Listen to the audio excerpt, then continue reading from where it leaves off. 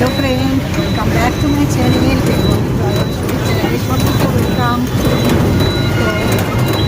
আমরা এখন একটা জায়গায় যাচ্ছি, তো চলুন সাথে থাকুন, তাহলে দেখতে পাবেন কোথায় যাচ্ছি আমি। আর একটু তাড়াতাড়ি বেরিয়েছি, দেখা যাক।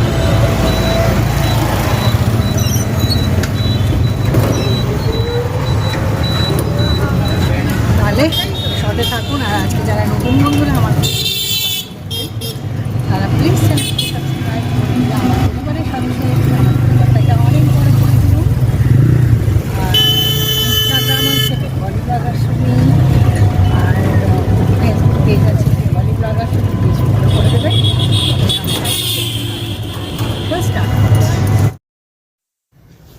এই যে মা মেয়ে মিলে আমরা বেরিয়ে পড়েছি। আমার মেয়েকেও আপনাদেরকে একটু শেয়ার করে নিলাম। আর আমরা এখন সবাই টোটোতে বসেছি আর কি, বাড়ি থেকে রওনা দিয়েছি। দেখুন না, এত তাড়াতাড়ি রওনা দিয়েছি, তবুও যেন লেট হয়ে যায়। আসলে অনেকটাই পথ হয় ব্যারাকপুর থেকে। তো এটাই হচ্ছে ব্যাপার আর কি। তো যাই হোক, গাড়ি ঘোড়া বা জ্যাম সবটাই হয় না রাস্তাতে, তো তাই জন্য অনেকটাই সময় লেগে যায়, কিছু করার নেই। তো আমরা সকাল সকাল বেরিয়েও আমরা সকাল সকাল বলতে মানে বিকেলে বেরিয়েছি আমরা, তবুও আমাদের যেন লেট হয়ে গেছিলো, একটু লেট হয়ে গেছিলো বলতে আরতি হচ্ছিলো আর কি। তো আরতিটা দেখলাম। আমরা যখনই যাই তখন একটু আরতি টারতি দেখেই আসি আর কি। আমাদেরকে খুব ভালো লাগে, আমাদের যখনই কোথাও যেতে মন হয় তো আমরা বেলুড় মঠ যাওয়াটাই পছন্দ করি। খুবই ভালো লাগে যেতে। যেতে গেলে একটা মনটা একটা আলাদা রকম শান্তি পাওয়া যায়। আর যেহেতু এটা আমাদের দীক্ষাও নেওয়া হয়েছে আমাদের শ্রীরামকৃষ্ণের, তো ওই জন্য মনটাও খুব চাই। তো আমার খুবই ভালো লাগে, আমাদের সবারই ভালো লাগে যেতে।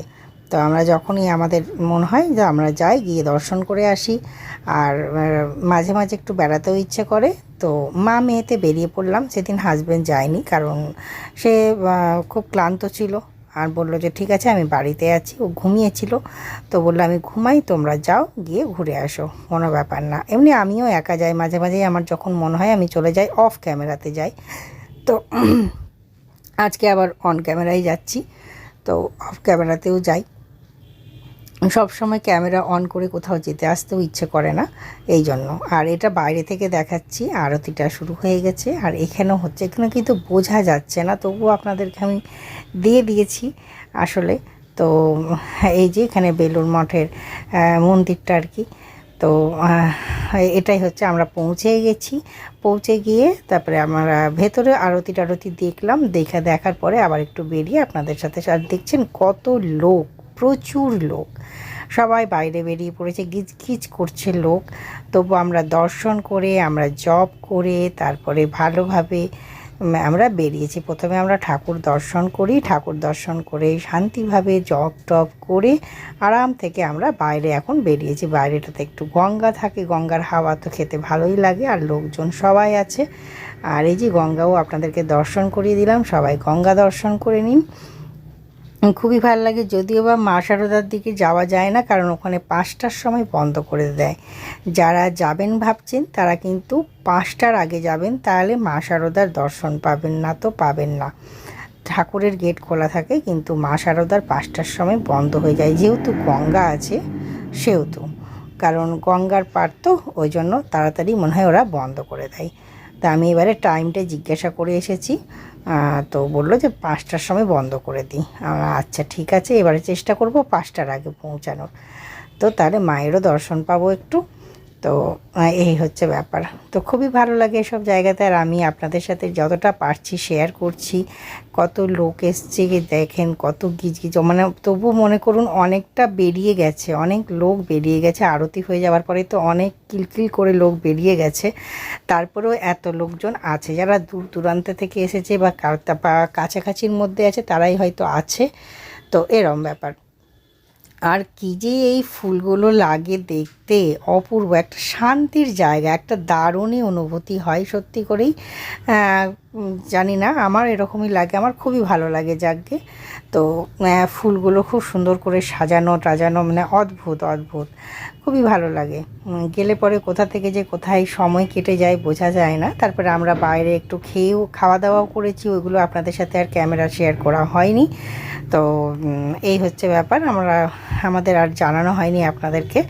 তো এটাই, তো মানে ক্যামেরাটা শেয়ার করিনি, মানে আমরা খেয়েছি অফ ক্যামেরায়।